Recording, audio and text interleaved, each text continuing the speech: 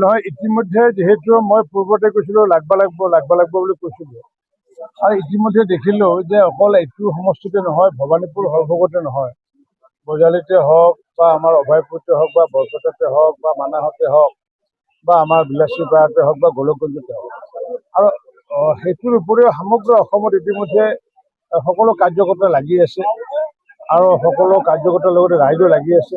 কিন্তু এইকেইদিন যিহেতু নিৰ্বাচন আৰু ওচৰ চাপি আহে, মই সেইকাৰণে আজি নতুনকৈ এটা শব্দ সোমাই দিছোঁ যে ভালকেন লাগবা লাগিব।